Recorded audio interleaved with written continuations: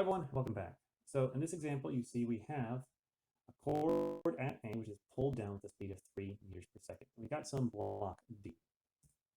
We want to find the speed of block D. Now, just as some advice here on, figuring these out, this chord right here, you can see that it ends on this pulley. It is not going through the pulley magically. It is just tied to that pulley. So this point right here, that chord will never leave that. These two pulleys, they are stuck to the ceiling. They're not going to move. However, this pulley can move. It can move. So I want you to solve this problem, but I will send you off with a plan.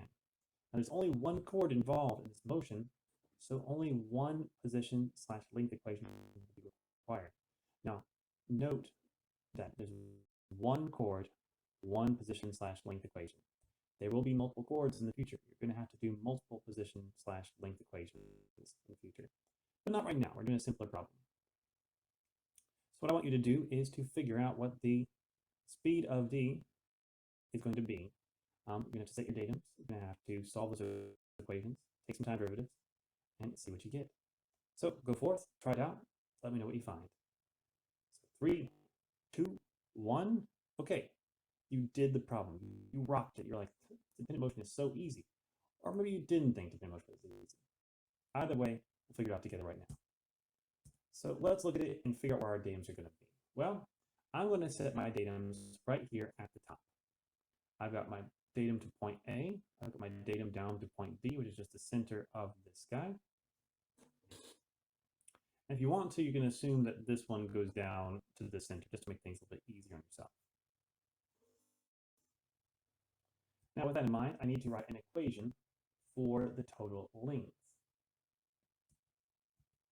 So what is that equation? Well, there is no height or anything in this one. It's just SA plus 3SD, because these are all the same length right here. And I'm completely ignoring any of these little elements that are on the other side of the pulley that were always there.